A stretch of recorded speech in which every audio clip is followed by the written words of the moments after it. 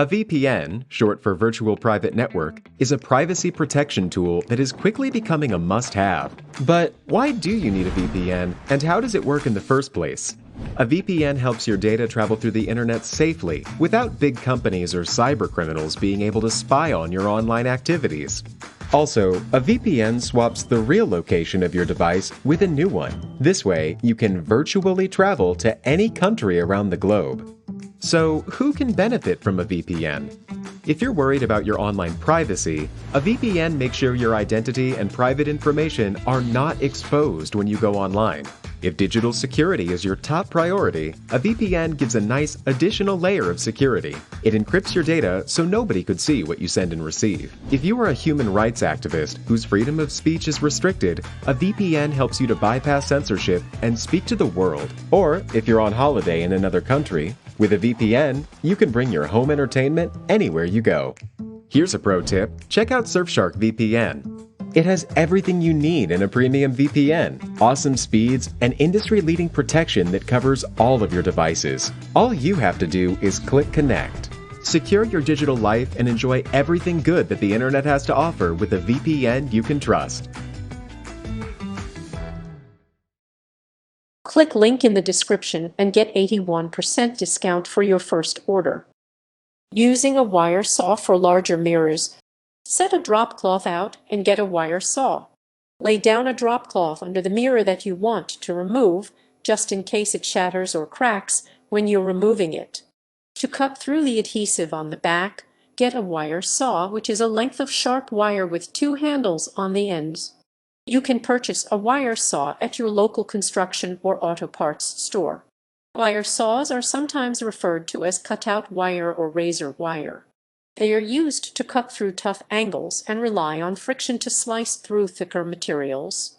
This method is preferable for mirrors larger than 2 by 2 ft 0.61 by 0.61 m. The wire saw must be at least 1 ft 30 cm longer than the width of the mirror. Put on your protective gear and place packing tape over the glass. Put on long sleeves, thick gloves, and protective eyewear to protect yourself from cuts in the event that the glass breaks. Take a roll of packing tape and apply lengths of tape to the glass of your mirror. Place 2 strips running from opposite corner to opposite corner, then place another strip horizontally in the middle parallel to the floor. Place vertical strips of tape spaced 3/4 in 7.6-10.2 cm apart over the other tape on your mirror to be safe. If your glass cracks, the packing tape will hold it in place at least for a little bit. This will keep the glass from shattering on the floor and give you a little time to remove the glass. Enlist a friend to help steady the mirror. When you start cutting through the adhesive, it may be hard to tell when the mirror is ready to be removed. To keep it from randomly falling to the floor and shattering, enlist the help of a friend or family member. Have them wear the same protective gear that you're wearing. Ask them to place one hand on the bottom of the mirror and one hand against the face to catch the glass if it pops off. It's highly recommended that you have someone help you when doing this. If you don't, the mirror may fall to the floor and shatter. You can put a set of pillows or cloths down under the pillow to catch it if it falls, but it'll still be risky. Slide the wire saw behind the top of the mirror at the corner. It doesn't matter if you start on the upper right or upper left. Take your wire saw and hold it by both handles. Hold the wire against the wall and slide it between the mirror and the drywall. You may need to slide the wire back and forth a little to cut into the corner. Getting between the wall and the mirror can be kind of tough. Take your time to carefully cut into the corner. You're going to have to patch the drywall under the mirror anyway, so it's not worth being delicate. Depending on how much adhesive was used to install the mirror, all of the adhesive may need to be pried off. If there was that much adhesive used, it may pop off once you've got most of it off, though. Work the wire saw back and forth to cut through the adhesive. With your wire fit snugly between the wall and the mirror, move your handles back and forth rapidly while pulling the wire down. As you move the wire back and forth, the friction will cut through the adhesive and allow you to pull the wire down even further. Don't pull down too hard, or you'll end up cracking the glass in the mirror. Depending on the type of mirror you have, if the mirror's glass starts bending more than 2 inches 2.55.1 cm in the center, it may shatter. Ease off and work a little slower. If you get tired, you can always take a break. You can let go of the handles and the mirror will keep your wire saw in place. Leave the bottom of the mirror attached so it doesn't fall and break.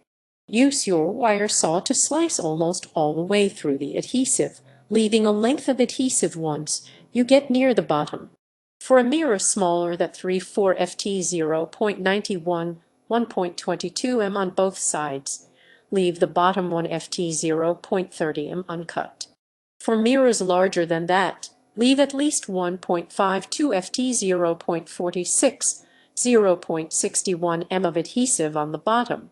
Once you've cut through most of the adhesive, grip the mirror lightly by the sides and try to move it back and forth to pull it off of the wall. If it doesn't move, continue sawing through the adhesive. You don't want to cut all the way through the adhesive if you don't have to. It's easier to keep the mirror from cracking if you can remove it by hand without sawing through it completely. Lift the mirror by carefully pulling it off of the wall. Once the mirror is able to be moved back and forth, with help from your friend, carefully pull the mirror off of the wall and set it aside. If your mirror is smaller than 4x4 ft 1.2 by 1.2 m, you may be able to remove it without assistance. If it still won't budge, cut through all of the adhesive and have your friend brace it to catch it once it's off of the wall.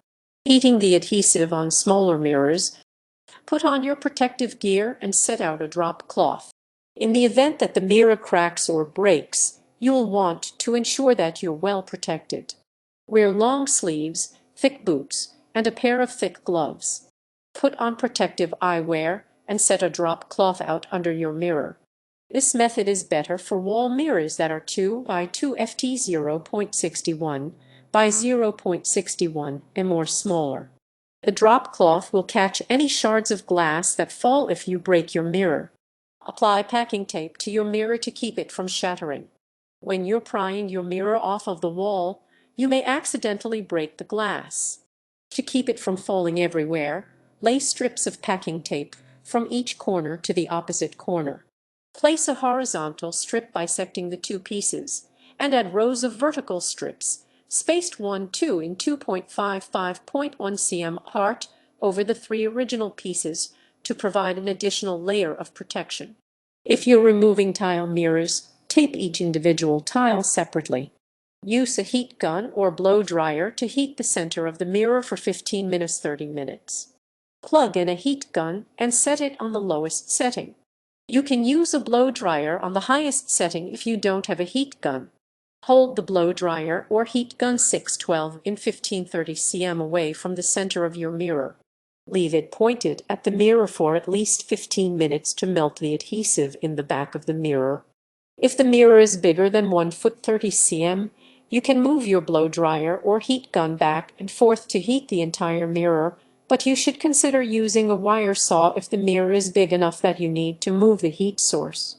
The blow dryer will take longer to heat the adhesive than the heat gun, so wait at least 30 minutes if you're using a hair dryer instead. If you see the mirror move or slide down the wall a little, the glue is already melted. Simply turn the heat off and wait 1 minute for the glue to cool a little. Then, pull the mirror right off of the wall. For these weaker adhesives, you won't need a putty knife to remove the mirror. Use a putty knife to pry a corner up and pull the mirror off. After at least 15 minutes of heat, take a putty knife and place your non-dominant hand under the mirror. Slide the putty knife's blade in between your mirror and the drywall at one of the corners at the bottom. Once the blade is in between the wall and the mirror, pull the handle lightly towards you to pressure the mirror off of the wall. Catch it from falling with your non-dominant hand. If the mirror isn't sliding off of the wall, the adhesive is likely pretty strong. You'll need to use a putty knife to pry these mirrors off. You shouldn't need to pull very hard to get the mirror to lift up.